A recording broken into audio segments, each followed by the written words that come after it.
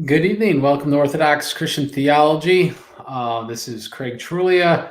I'm just moved, and so I have a new studio, but that explains why stuff is a mess, and I apologize also for my messy hair. So tonight we're doing something a little different. This is more really an in-house discussion for Orthodox Christians about the complete sinlessness of the Theotokos, the Mother of God. Now, why are we doing this topic? This is extremely important because it pertains to a large preponderance of our piety, akathis to the Theotokos, frequent commemorations to the Theotokos, and it's very important that we understand what we believe about the Theotokos.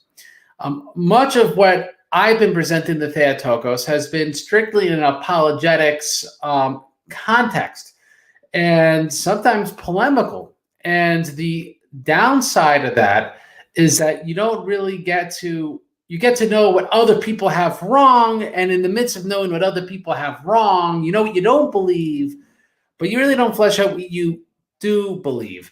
And so the point of tonight's show is going to be what Orthodox do believe about the Theotokos. We believe that the Theotokos is completely without sin. And this is an extremely important doctrine for us Orthodox Christians because it shows, one, how the greatest created being ever, who she is, she's our greatest intercessor in heaven. No one is saved, St. Gregory Palamas says, apart from her prayers. Not a single person is saved without her praying for them. So you want to know who the Theotokos is, what she's about. Another reason why this is important, because we're talking about the fulfillment of biblical prophecies and things like that. So we want to know, who is this person that the Bible's prophesying about? Lastly, knowing who the Theotokos is helps us understand who we are, and more important, helps us understand who Jesus Christ is. Right? And what Jesus Christ is transforming us to become, right? Because he's turning us into him. So it's so important that we understand the complete sinlessness of the Theotokos. Now, to discuss this issue, it's very important that we define sin, because people, I think, don't really understand what sin is. They just think sin equals bad, or perhaps in a Protestant context, not that it's not unhelpful, although like sin is bad. In a Protestant context, they might say sin is missing the mark, right? The mark of godliness, and everything that misses the mark of godliness is sin. And that really is true, right? But we need to speak this, about sin, more specifically how the scriptures treat sin. And so, and particularly because this is an in-house discussion for Orthodox Christians, we have to talk about sin, about how the church understands sin. So let's now start unpacking precisely what sin is. Now, in Orthodoxy, as well as the scriptures, you'll find the term passions.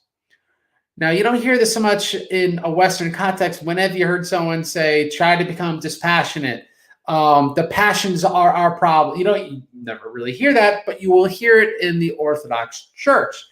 Now, there's both blameless and blameworthy passions. Now, what are these? Blameless passions are defects, so to say, to human nature that have been introduced by the fall, but they don't have an immoral component, right? So the fact you get hungry is a blameless passion, but it's not immoral. Jesus Christ became hungry, for example.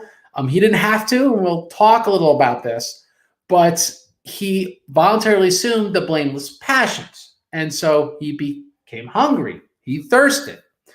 The ability to make tears, for example, would be a blameless passion. But there's also something called blameworthy passions, meaning there's something, a defect in human nature that's entered the fall, but they're immoral. So they're not only just defective, but they're a purposeful turning away from what God has intended for man. Okay, and I see there's people on. If there's audio issues, please let me know. So it's a Blameworthy Passions is a purposeful turning away from what human nature was actually created to be, which is godlike and to cooperate with the grace of God. So that's what Blameworthy Passions are. And so you can read spiritual works. There's traditionally 8. In the Western tradition, became 7 deadly sins, but there's 8 passions. To be honest, I don't think I have them memorized at the moment. It talks about them in the Ladder of Divine Ascent, and so we'll discuss this in a future video. But for example, blameworthy passions be the fact that you are tempted sexually, right? That would be a blameworthy passion. That you covet something, that you steal something or want to steal something, that you want to lie.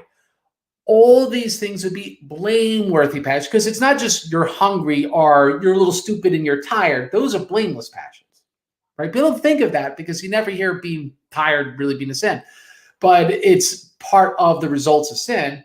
Blameworthy passions are immoral. There's a purposeful turning of the will to partake in a passion. Now, let's talk about that, because how does this occur? There's 2 ways which man could be tempted to sin, and it's called by the fathers assaults. I don't know the word in Greek, top of my head. There's a great book coming out this summer. The doctoral thesis is already the dissertation is already free online by Dr. Benjamin Heidgerken, and specifically on this issue in Saint Maximus, Saint John Damascus, and Thomas Aquinas. It's a very good book dissertation, if you want to be acquainted with this issue of internal and external assaults of passion. Now, the dichotomy comes from Augustine, from St. Gregory the Great, and also St. John of Damascus, particularly paragraph 17 and 23 of Exposition of Orthodox Faith. And what are internal, external assaults of passions? All right, let's get to it. Satan tempts us to sin through assaults. That's why they're assaults. Now, there's external assaults, which is, for example, look, food to eat, right? Look, you can rule a country, right? Or something like that. Christ was posed external assaults. St. John of Damascus says Adam was only posed external assaults, all right? Internal assaults is what the West, in Western parlance, is called concupiscence. How do you pronounce the term? Concupiscence. It's that inward. It's what Paul talks about in Romans 7, where the law of your flesh is battling against the law of the mind, right? The mind delights in the things of the law and things that are godly, but the flesh wants to do other stuff. And so, for example, your mind wants sexual purity. You have to turn away from the body that wants every good-looking woman that exists. If you're a heterosexual male, or whatever your sexual sins may or may not be. I'm just using that as an example of an assault of passion. Internal would be the yearning inside for something. Internal is never natural. External could only be the proposition of some natural good. Okay? Food is a natural good. Living is a natural good. Exercising right headship, like power, is actually a natural good. There's nothing wrong with exercising power. God exercises power. But the internal assault is, if I had power, to quote Scarface, first you get the money, then you get the power, then you get the women, right? That's not good. The internal assault of passion for Tony Montana, right? So that would be the result of your mind coveting something, which is why I think coveting is the last sin in the 10 Commandments. Right? Because it starts with really having a God other than God, and really it's because you're coveting something you're not, or something you don't have. So anyway, we have these internal assaults of passion, right? We want to live, but then, right, which is a natural good, but then we're tempted to live at any cost, all right? So that being said, there's eternal is always concupiscence, is this way of intentionally being greedy and turning against God. Now, it may be helpful. We might get to that a little bit. So we're going to continue on in a second. And we're going to now talk about gnomic willing, because the West calls it concupiscence, and what all people think about is wanting to eat too much, wanting to drink too much, wanting to be like Dave Matthews Band too much. If you remember the song back in 1996, they just think of that as concupiscence. But imagination and gnomic willing is something more fleshed out by Saint Maximus. It's a bigger issue. We have a whole video on gnomic willing, so I'm not going to be going over that. But gnomic willing, in short, is deliberation between good and evil. So how's imagination fit into that? When we start imagining goods, we deliberate what's good, what's bad. We could concoct things that are good. We could concoct things that are bad. It's not a natural reflex. This is actually the result of the fall. That's gnomic willing. Jesus Christ's human will didn't operate in that sense. All right? And so the fathers actually talk about, particularly Saint Maximus, that Satan tempted Jesus trying to repeat what happened with Adam, which was make him imagine something. And once that imagination occurred, then the fall occurred, because now he wasn't reflexively just cooperating or literally co-energizing with God, right? Cooperating with the grace of God. Instead, he was imagining his own thing. And when you do that, now you're deliberating. You're actually not cooperating all the time with the grace of God. So we think of it in the West, it don't make sense. Like, well, how's that bad? You're trying to do the right thing. Well, that's true, actually. The saints are given they're extolled for their merit for the fact that they deliberate and do the right thing. But it's a condition that exists because of the fall. And Father Joshua Shupin has a great book about this, and we had a video about it. And the spiritual life is about avoiding imagination, avoiding that prayer, avoiding daydreaming. People don't think about this because this is actually part of the condition of sin. This is what we're trying to escape. And so the role of imagination is part of gnomic willing. And so we got to understand, when we're talking about the complete sinlessness of Mary, we have to understand what sin is and where gnomic willing is on this spectrum. Now, lastly, and this gets forgot a lot, is that sin needs the consent of the will. It's not enough to be posed with something sinful, and that makes you a sinner. It could make you, right, if you have concupiscence, it can make you sinful, right? But you're only a sinner if you consent to do it. In fact, it's merit before God to turn away from it. And it's greater merit before God to turn away from something that's more difficult for you to turn away from. Because what merit is it before God, as St. Paul says, right? To love those who love you, right? Don't even sinners do that? It's harder to love someone who doesn't love you, which obviously I don't do a good job doing, but that's beside the point. So this shows that consenting to the will is something that is extremely important when we want to understand sin. It's consenting to actually doing what you are being externally and then internally assaulted by Satan to supposedly do. Now, no one should say, God has tempted me to sin. This is in James chapter 1. Rather, it's when you act upon your own desires, you consent to them. So does Satan tempt you to sin? Of course. In fact, we believe there's no sin that you commit that's not from some sort of demonic temptation, right? You know, John Calvin, for example, said, the heart's an idol-making factory, and that's, you know, that's good in a, I think anyone could say that as a, in a pastoral context, but it's because your heart's being eternally assaulted is how that works, right? If there were no demonic temptations, you wouldn't be doing things that are bad. But you can't say it's all Satan's fault. Like Adam said, the woman made me do it, and the woman said, the serpent made me do it. That's not how it works. She consented to her will. She saw the fruit was good. She imagined it, and she partook in it. So now that we define sin, it's important for us to move forward about the Theotokos sinlessness and why this is important. Now, we have a video on this channel about this, and it's about how Mary is the Ark of the Covenant. And this probably the most important thing about the Theotokos is her being typologically the Ark. And in Psalm, I believe 45, which we also have a video about her being pretty much it's the woman, the queen in that. And that she even intercedes for followers in that psalm. And so if you think about it biblically, we need someone to fulfill these biblical prophecies. And so that has to be Mary. But where's sinlessness come in? The Ark of the Covenant was totally blameless, right? It was meant to be blameless. It was held with rods, so sinful man's hands would touch him. God would strike you dead if you tried to touch it. It was surrounded with curtains to prevent it from being defiled. Typologically, the Ark was to be undefiled. So this is extrememely important for us to understand. If the Ark is God's footstool, well, who was Jesus Christ, God incarnate's footstool? The Theotokos. She must be blameless.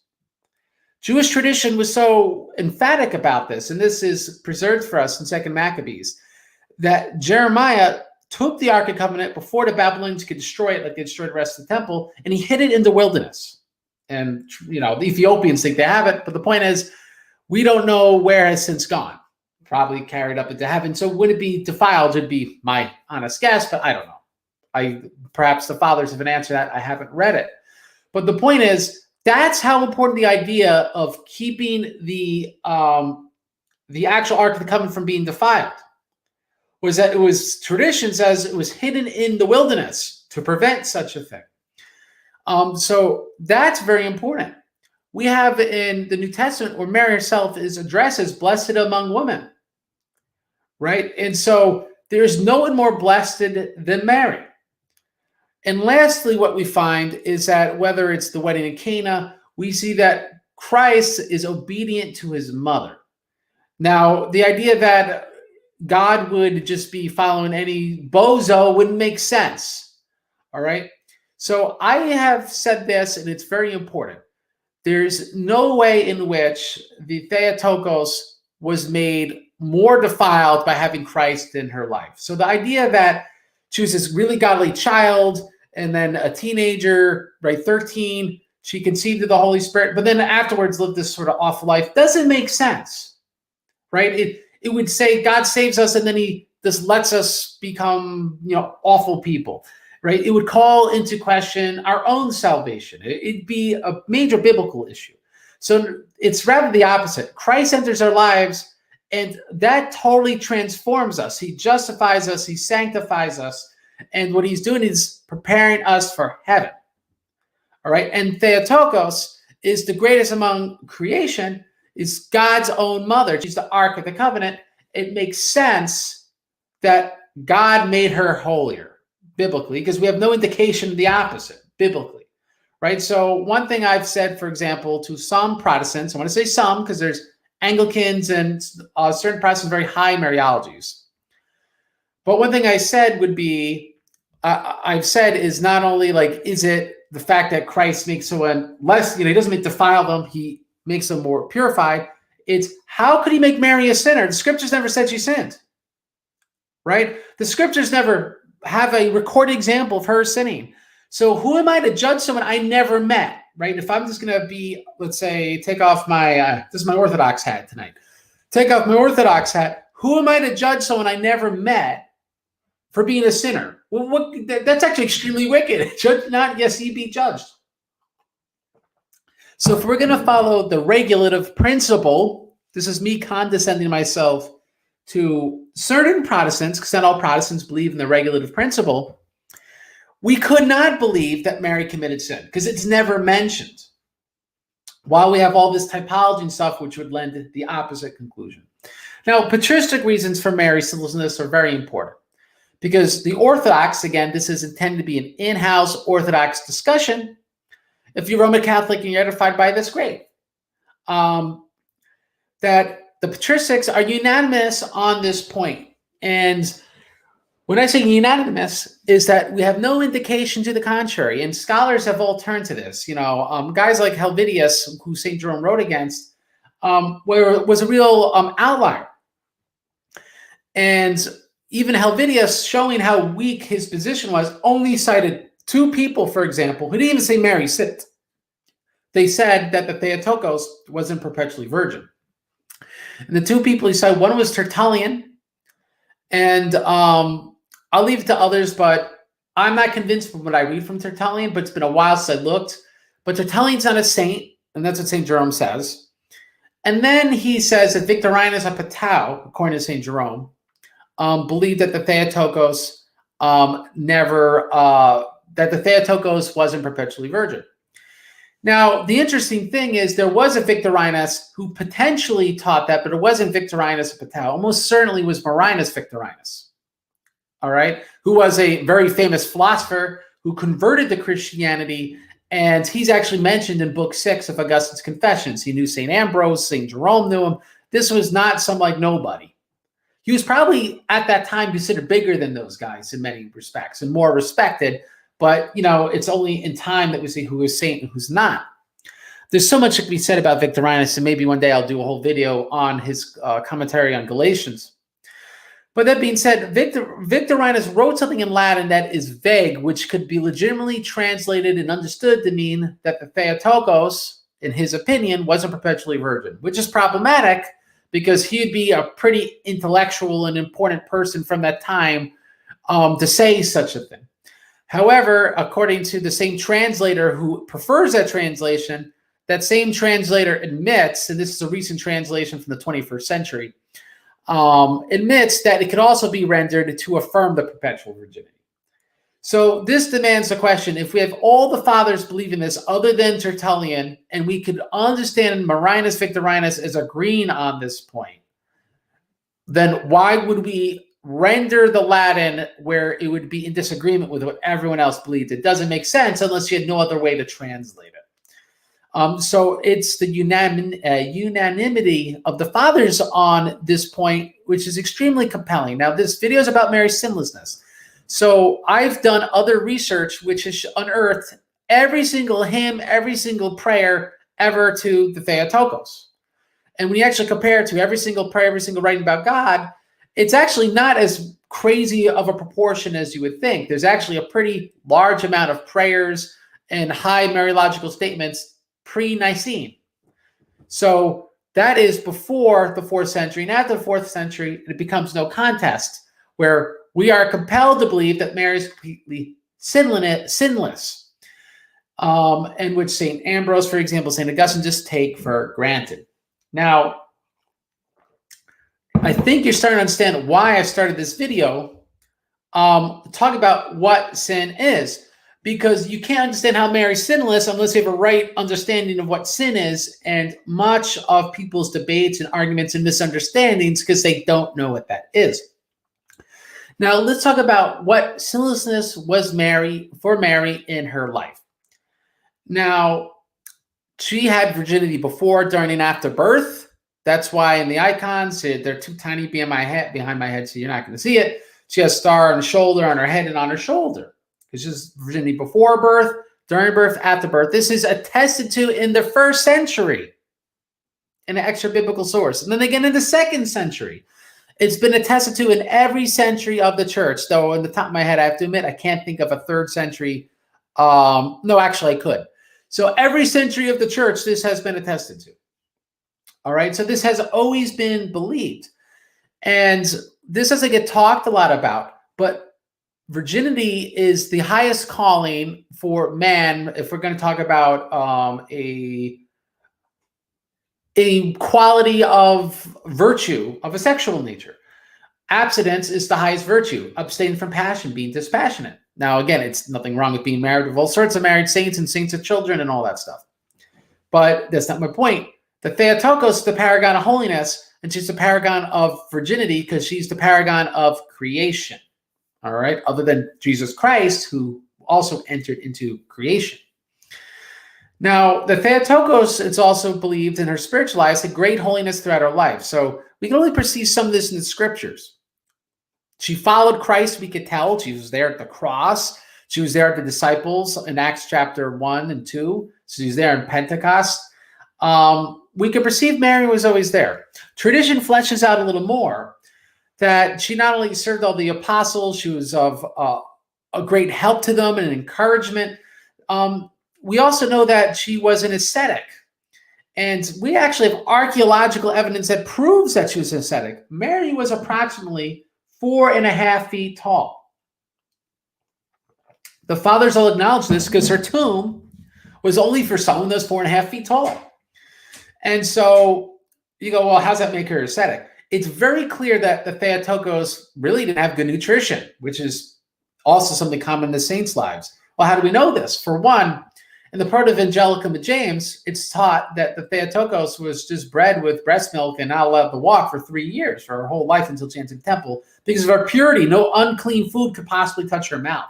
And then she was fed by angels. So she was fed from the breast milk of a saint, and then she was fed by angels. All right? So if you know anything, there's probably old dudes watching this right now, but women would know making enough breast milk once a child is like after 6 months is really not sufficient for their nutrition. So just to breastfeed a child is going to stunt them. Maybe not their holiness, but their growth. And the Theotokos 4.5 feet tall. Also, just like tradition says that Saint Nicholas of Myra fasted on Wednesdays and Fridays, the Theotokos would have been frequently fasting. We have no reason to believe that she wasn't. And this would be also consistent if she's been doing that as a child in the temple. This would affect her ability to go through a normal growth spurt, just nutritionally. Now, this is maybe going probably beyond the fathers. They didn't talk about nutrition. What I'm trying to tell you is the fathers told you they're 4.5 feet tall, and we could certainly infer this shows she was an ascetic. St. Gregory of Palamas said she was an ascetic, and said that she attained to theosis, particularly at the Annunciation, right? That's the full dosage of God. And I believe that the Theotokos, when she died, willingly gave up her spirit because she was blameless at death. She had theosis at death. And so she voluntarily chose to die. This happens to lots of saints, by the way. And Father Emmanuel Hasidicus goes into this quite a bit of detail in the last chapter of Jesus Fallen about saints that stop aging, saints that can't die because of their theosis. So this is how holy she was. She had to volunteer to die, right? Now, you probably don't hear that talked about, and you especially don't hear it talked about in debates with Roman Catholics because it feeds into Immaculate Conception stuff. But we needed to talk about this if, in an Orthodox context, we're talking about her sinlessness. All right? This video is not about why she had to die. I can't say I won't get into tangents, but it's about her holiness. She volunteered to die because she was that holy. All right? And she served the church her whole life. She is the paragon of holiness. Now, we got to talk about how holy she was. We rarely talk about this, again, because we always talk about this in debates. But Mary was holy in thought, word, and deed. When we confess every night in our nightly prayers as Orthodox that, forgive us our sins in thought, word, and deed, the Theotokos certainly prayed such things because we have this recorded in Dormition homilies. But her thought life was pure. Now, read this. This is from Saint Nicolai of Zica in the prologue of Oak Read. It's the day of the snacks Theotokos. I don't know. I think it's January 5th or something. I don't have it memorized. Sorry. He says, contemplate the purity of the most holy Mother of God. 1, on the immaculate purity of her body, passionless and disciplined by fasting. All right. So that shows us we meditate on that. We could strive to that. But Mary's body was passionless and disciplined. She was not thinking about sex, right? She's not thinking about hunger in that way, right? She was so disciplined by her fasting, so disciplined in her thought life, these things did not occur to her. This is extremely important because this is how holy she was. Now, number 2, according to Saint Nicolai of Zica, on the immaculate purity of her heart in which a sinful desire never dwelt. We're going to talk about that. Dwelt is very important because this is where people are going to get confused. But a sinful desire never dwelt. She never consented her will to a sinful desire to the point where it would have been reflexive for her not to think about anything sinful ever. We can't, most of us, I presume those saints are watching this, can't contemplate that level of holiness. We cannot contemplate. It's an angelic life, just like St. John the Baptist, why he has angel wings in the icons. It's an angelic, passionless life. It's so holy. All right? 3, on the immaculate purity of her mind in which a sinful thought never dwelt. No sinful inclination, no sinful imagination. This is so different from us. The Theotokos is so worthy of praise and so godly and so transformed by the grace of God. It's amazing what mankind could do by God's grace. This is what God is saving us for. This is what the Theotokos is the paragon of. She's a demonstration of God's grace and a human nature built for that. All right? So important. Passionless and disciplined by fasting. Sinful desire never dwelt in her heart. Sinful thought never dwelt in her mind. All right? According to Saint Nicolai of Zica. Now, let's talk more about her thought life. Now, I love this from Saint Maximus the Confessor, because here's where people get confused. They read Saint Hilary of Poitiers, Saint John Chrysostom, Saint Basil. There's other saints, but I'm forgetting the moment. But they talk about the Theotokos having doubts and grief at the cross, right? And they say judgment could come to Saint Hilary of Poitiers. Judgment could come to her because of this. In fact, in Dormition homilies, Mary prays that judgment, that judgment not come to her. And so it refers to this. But Saint Maximus treats this issue. And he says that no desire of passion at all had come into her heart and mind. And in this regard, she was greater and more exalted than all human nature. That's it. Paragraph 23 of Life of the Virgin.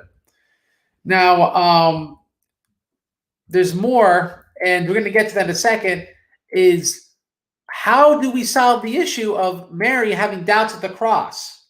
Mary having, grief. Well, here's how some people deal with it. Well, she had no desire, passion at all in her heart or mind, then those things just must not be sinful, right? That grief's not sinful because she didn't consent the will.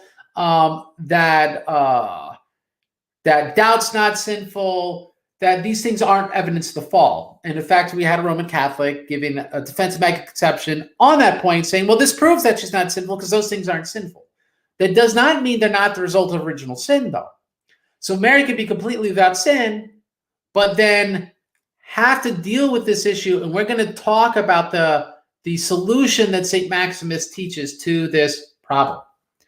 All right. But we first have to recognize that doubts and grief are actually results of the fall, and particularly they're blameworthy.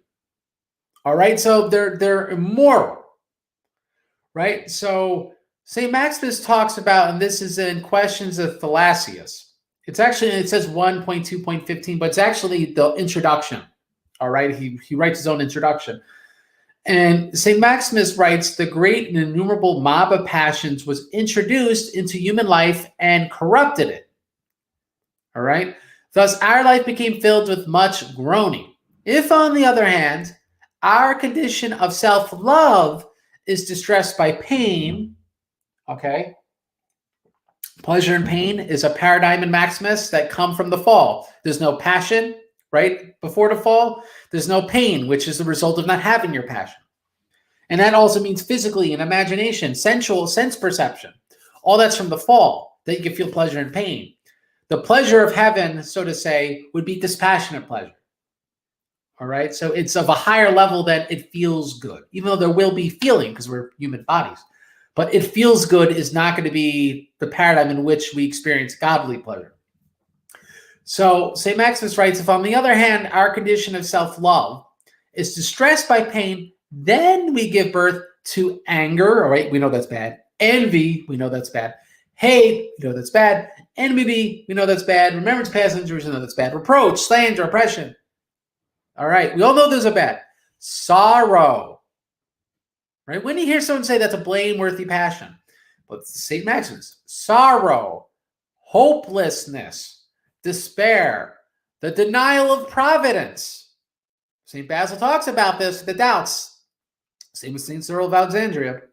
Torpor, negligence, despondency, discouragement, just feeling discouraged.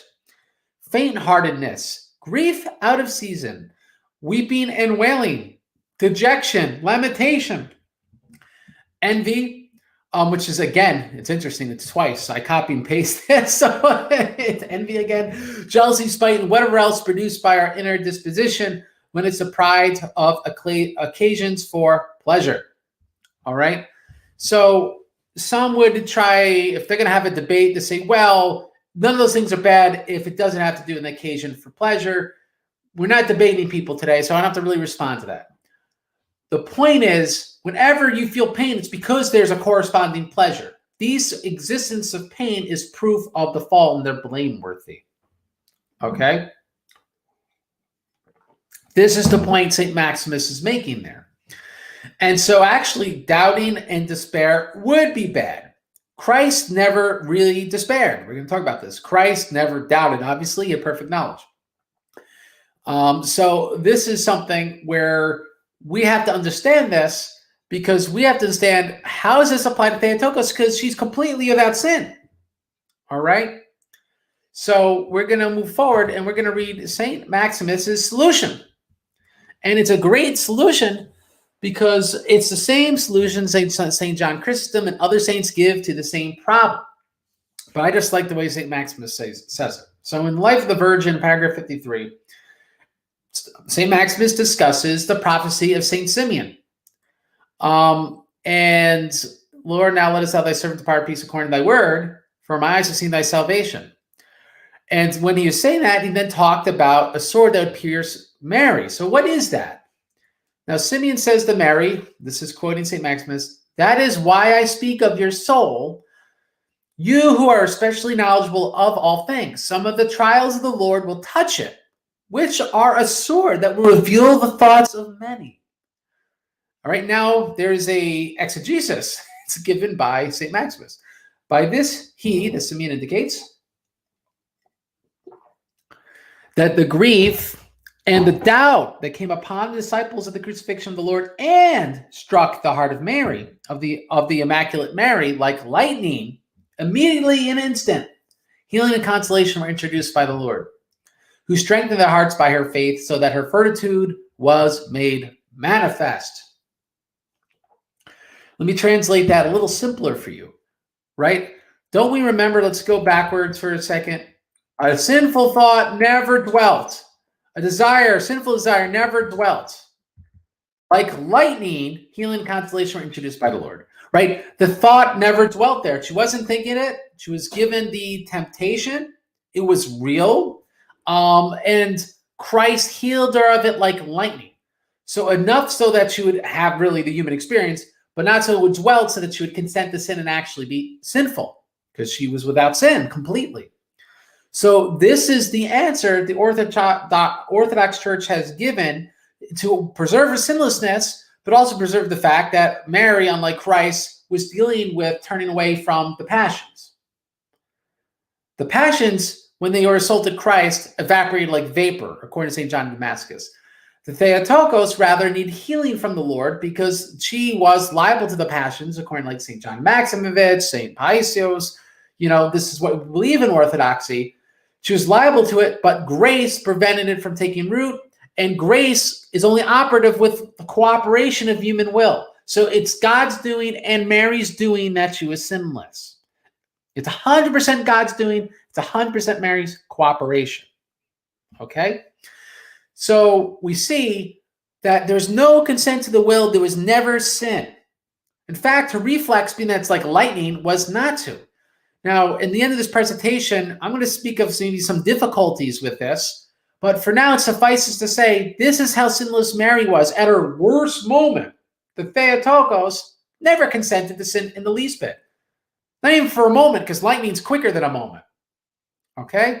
So this is extremely important. Guys, again, if you have questions, you can type them. I'll do a question and answer in the end. But this is how holy the Theotokos was. Now, some people will object and, not even care for the fact that he says like lightning. And he said, well, didn't Jesus have grief? Well, it's very important to specify that Jesus did not grieve as we do. Now, we grieve out of self-loss, right? We call it losing someone, and you're grieving your loss, right? So we grieve because we had joy in that person being there. And even though when we know they're in heaven, or we feel the best possible things, we think they're in heaven, we still grieve their loss because we're fallen creatures. It doesn't make us awful people. That's not the point. But Jesus did not grieve like that, because that's the result of the fall. Now, people think that's nuts, but they haven't read the saints on this. They are unanimous on this issue, eating grief. Right? So they pretty much, if you read Saint Jerome, Saint John Chrysostom, Saint Augustine, the answer they all give is Christ showed grief and sadness to condescend himself and to be sympathetic with those who were grieving. He was a man of sorrows, but he didn't have to sorrow. He voluntarily did so in order to help them feel good. Pretty much. That's the answer the fathers give. There is an article on this. You know what the heck? I'll put it in the chat stream. It's called How Does Grief Demonstrate Our Original Sin? All right. And it gives all the quotations of the Father on this point. I want to read Saint Cyril of Alexandria, because he gives a very specific point about this. And by the way, also Saint Bede and Saint Theoplat say the same thing about the Theotokos, Jesus condescending himself and grieving when Jesus wept. And particularly, it's the episode with good old Lazarus, right? The reason of Lazarus. Now, we see St. Cyril of Alexandria say the following on his comments in John 11:36-37, because his tractates on John are for free online. I think it's Tertullian.org or something.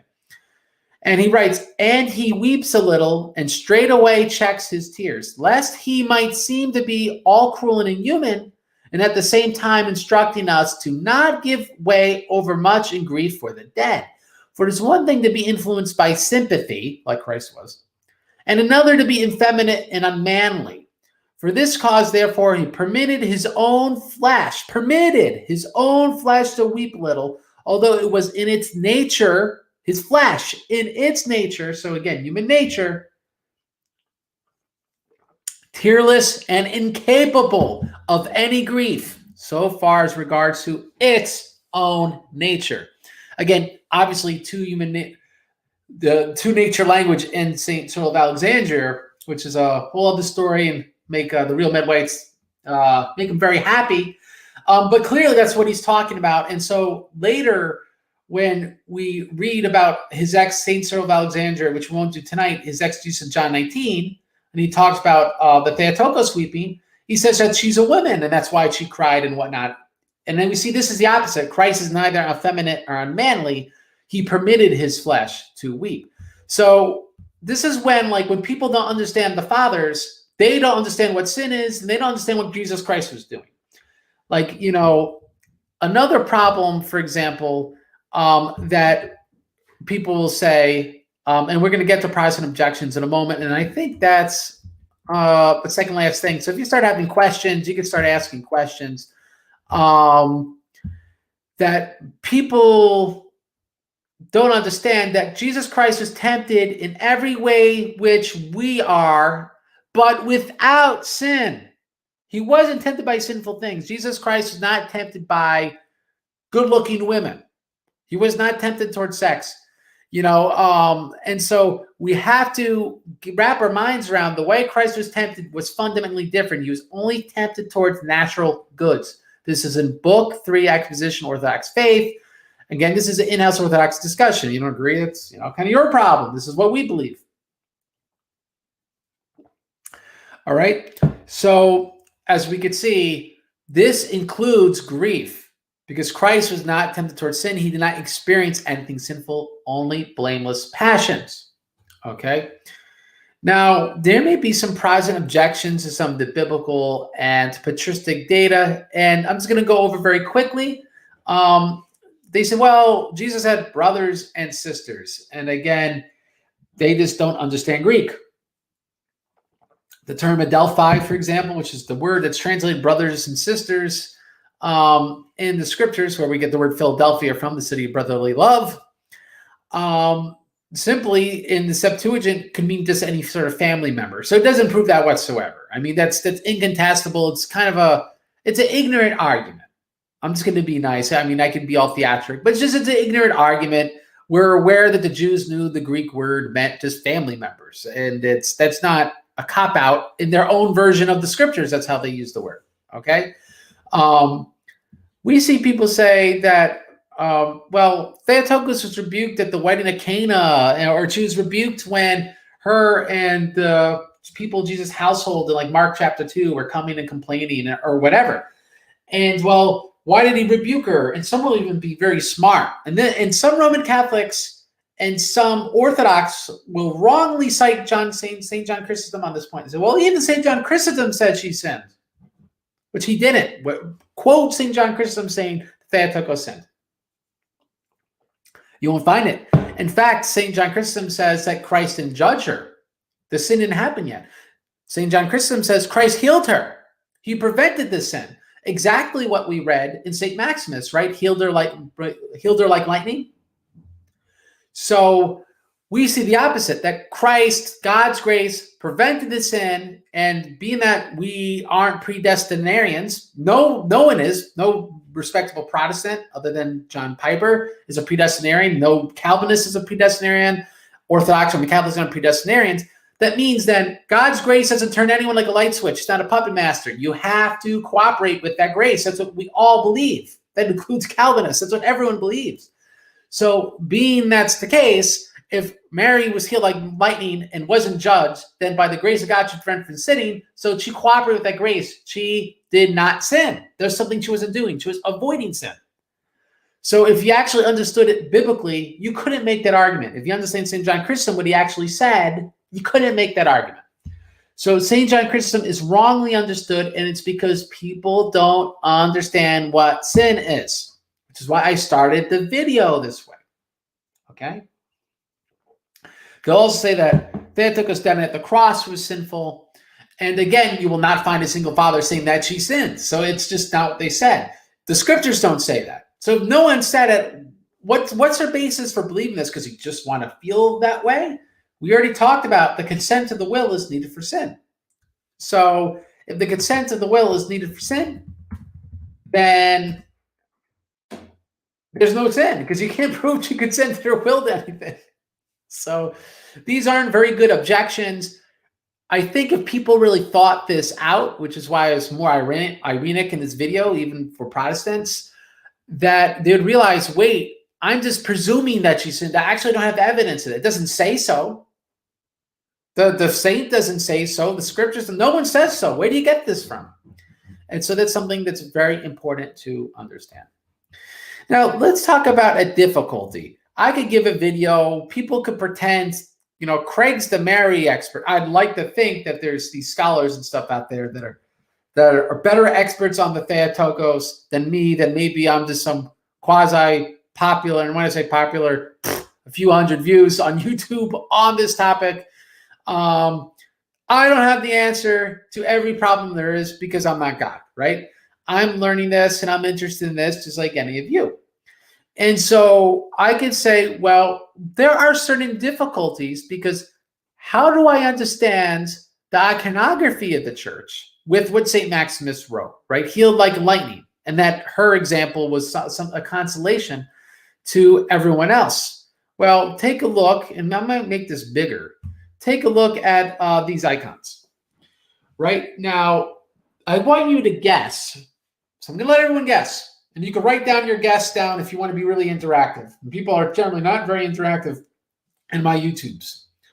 But which icon do you think is more theologically precise with what we read with St. Maximus and what we understand as St. John Chrysostom and all the saints that said that God healed Mary? St. Basil actually says that she was healed. So all the saints say she was healed at the cross, right? To be prevented from sinning, to prevent her from sinning.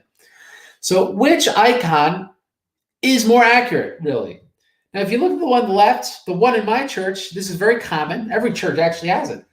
Mine actually, it's like tears streaming down the Theotokos face, right?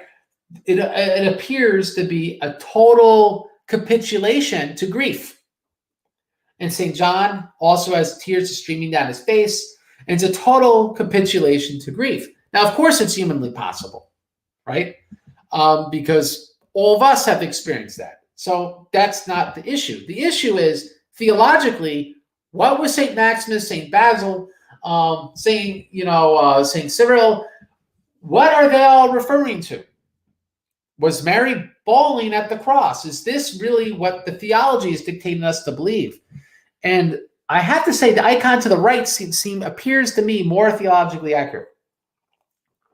We see a sword piercing her heart. we see there's generally an expression of grief, but there's also, I see a strength in that, and that she's overcoming the grief and the grace of God. In fact, the grief, what gives her the grief is the same thing that gives her grace, because it's God.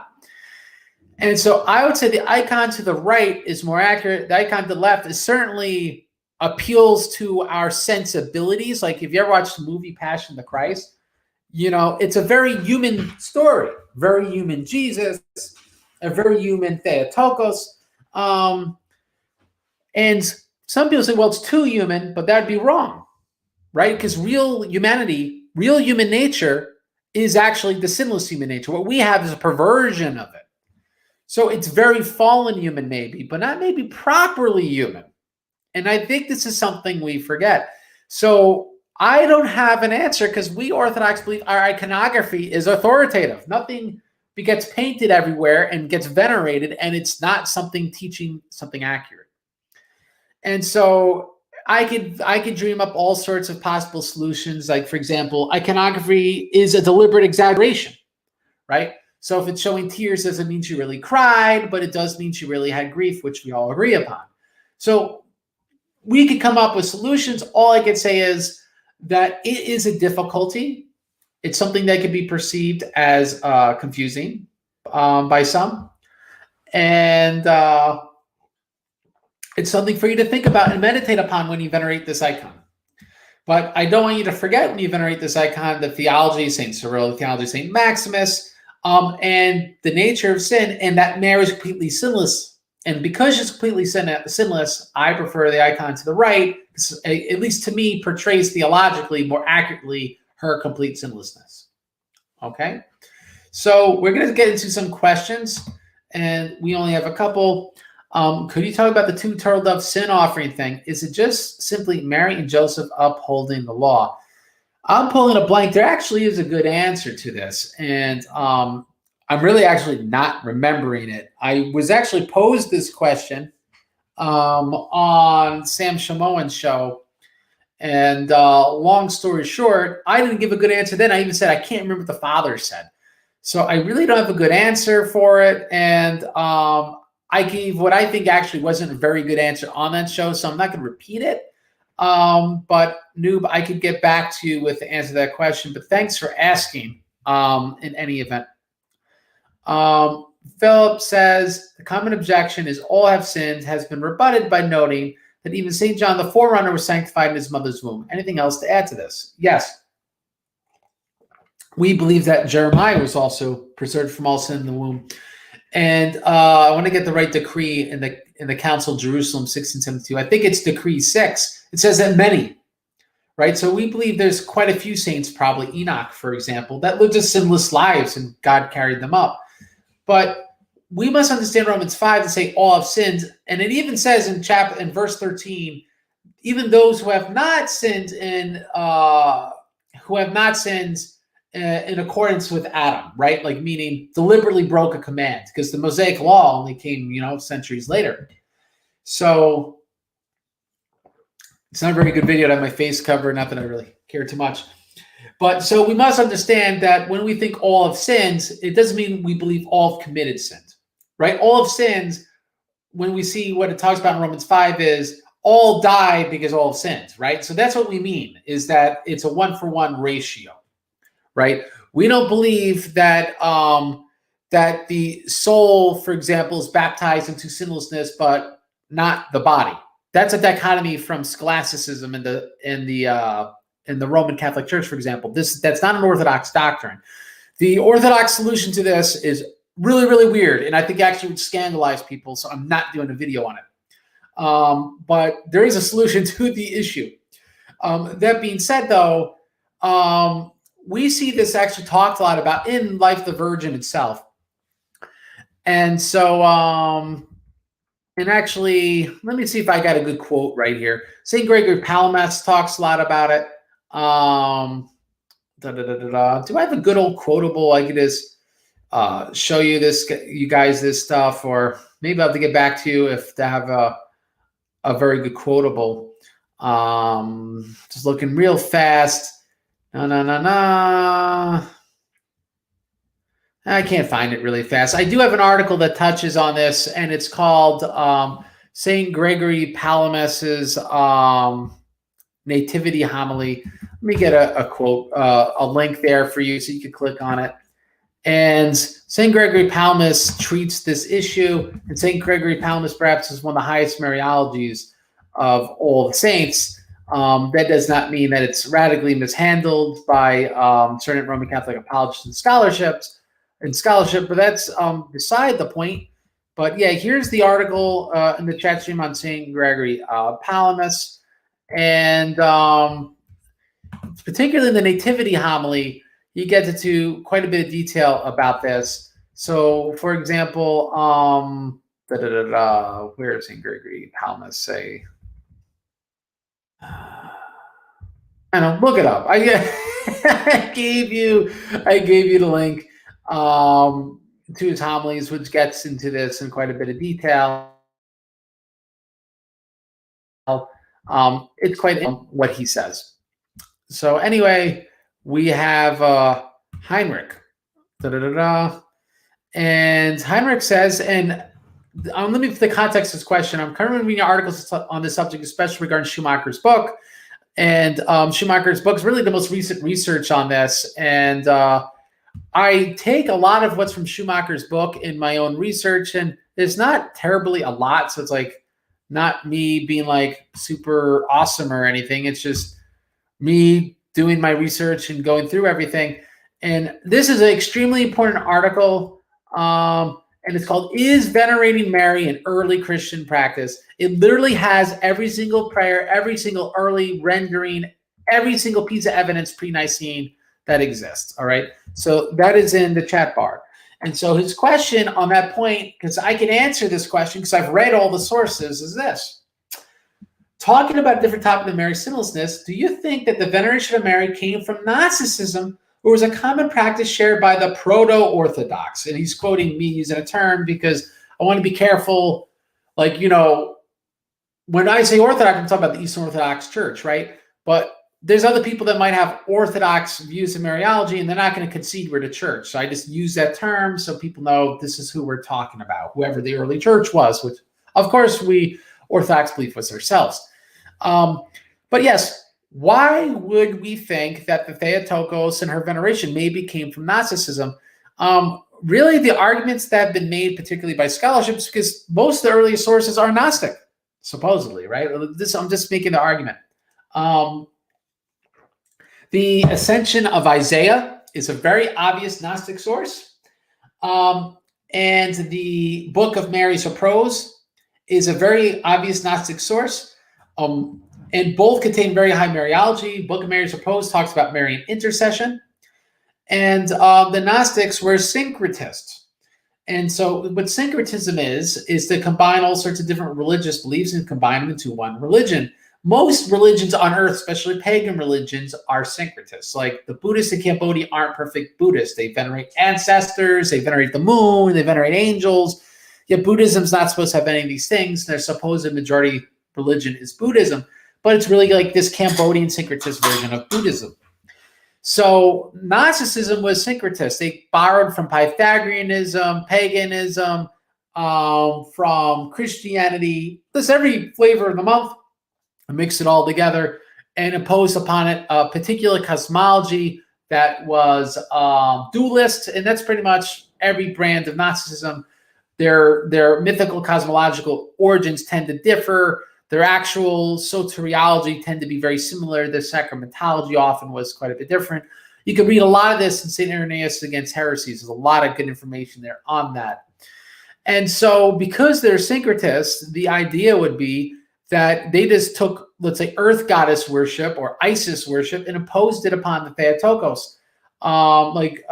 Dr. Barker pretty much makes that argument, but she thinks it proceeds way into Judaism that as well. So this is something that recently is very much in vogue in scholarship and the best scholars. Now, anyone who's read Dr. Schumacher, and I'd love to have him on, but I wouldn't say like it's not a very long book. I don't think Dr. Schumacher also translated, by the way, Life of the Virgin. So it's not like he's not a scholar. I mean, to read Georgian, it's got to be pretty darn hard to do. But I think Dr. Schumacher, we're not dealing with a lot of sources, right? So for one, to immediately jump to the conclusion that, oh, it had to come from Gnosticism is unjustified because we don't have enough sources to prove that out. Two, we have more early proto-Orthodox sources that contain it than Gnostic sources, which implies it was borrowed from Orthodoxy, not from Gnosticism. Well, let's talk about some of that because we can get into the weeds a little bit in this question. The Odes of Solomon are clearly an Orthodox, proto-Orthodox source, if you've read them. Sometimes I think people don't read these things. Now, for example, it talks about the Holy Spirit being wisdom, and they think that's a Gnostic thing, but it's not. We see this in Irenaeus and Saint Theophilus of Antioch. It just shows it's from the 2nd century. The hymnography is very Orthodox, and so we have it there. We have it in the Proto-Evangelicum of James, and all the most recent scholarship, and I'm going to try to have her on. There's a particular scholar that did a lot of research on this, and long story short, what we are finding is it's actually a very Jewish work. Whoever wrote it really understood their Judaism, okay? And so the Proto-Evangelicum of James has no inkling of it being remotely Gnostic, and it's so much more fleshed out than a few passing references. Now, once you get to a book like the Book of Mary's Repose, the Book of Mary's Repose is certainly Gnostic, but it's considerably after Odes of Solomon. It's considerably after the Proto-Evangelicum of James, where you really can't say, well, this is proof, because we also have a 3rd century Marian prayer. We have one in the Gospel of Bartholomew, a Marian prayer, which may or may not be from the original. It's only found in one manuscript, the Vienna manuscript, if I remember right. But that was a source that we considered to be a proto-Orthodox source. And we see the same thing in a grotto in Jerusalem at a popular pilgrimage site. And so we don't have any indication that it's Gnostic. I think here's more the issue. Why is this stuff all in non-official works, right? The guy's writing gospels, the guy's writing fiction, guys writing prayers, who knows who they are, right? And so there's some weakness to this. For one, the Proto-Evangelicum was obviously made to be used liturgically. So if it's used liturgically, it was used by priests and stuff, probably bishops as well. Okay, so that's problem number one.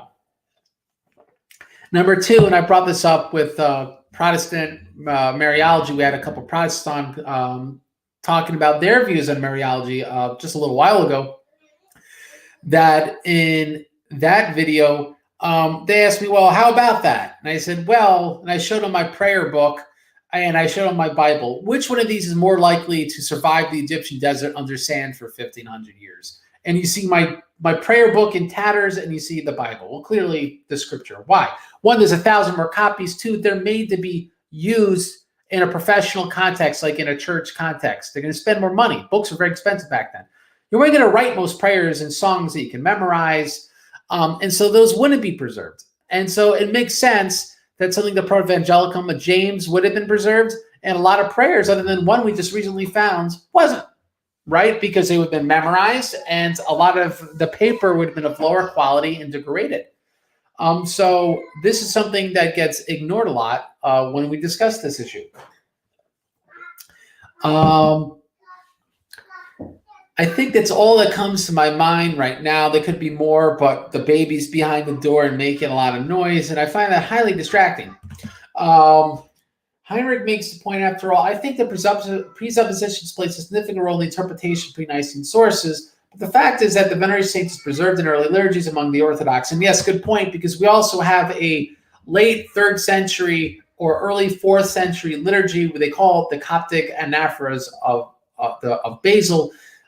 It really wasn't from St. Basil's, from before then. But they also speak of Marian intercession. Again, this means that St. Athanasius and all these saints would have been using these. It's a professional liturgical text. And I think this actually shows the opposite. If it's in all the liturgies, it's in prayers, if it's in liturgical documents which are read, right, like the Proto-Evangelium of James, it's in the Odes of Solomon, then I think the only answer that really makes actual sense is that the reason why we don't have more written about it is it wasn't an issue of debate. Everyone agreed about it, right? The first time it's written about is when Helvidius disagrees with what St. Jerome says the universal practice of the church, that everyone believes that Mary is perpetually virgin. So all these things only become issues when, to be written on a professional level, when they're actually wrong, right? Like you don't see a lot of debate about, like, let's say, Christ's human nature, because there wasn't a lot of debate whether or not he was human. There was debate, well, did he look human or this, that, the other thing, right? So these things only come up when there is actual debate, especially when you consider owning a book back then was like owning a car. It's how expensive they were. So they weren't writing books. They only wrote books if they had to, right? They weren't wasting their time or their money writing books, especially a church that was persecuted. So presuppositions are important.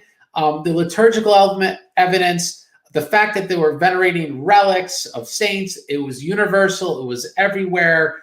The fact that the Jews in the 2nd and 3rd century were praying to saints and venerating their relics and going to their pilgrimage sites, all this is consistent. It becomes extremely tenuous to argue that there wasn't early veneration of the saints that was a part of the original church historically.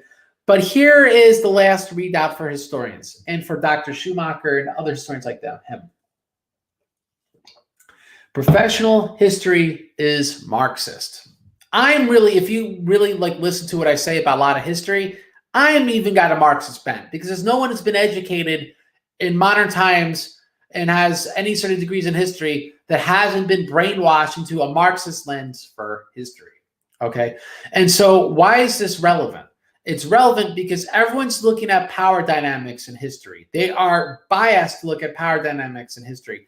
And so when they see the pre-Nicene sources, what they're seeing are lowly people, the women that are poor and oppressed. They're the ones saying the prayers. They're the ones writing songs because it's girly to write songs, right? They're the ones writing fictional stories because it's girly to write fictional story. You know, there's no proof women wrote any of these things, but this is sort of what's going through people's head. This is the popular piety, right? Popular piety.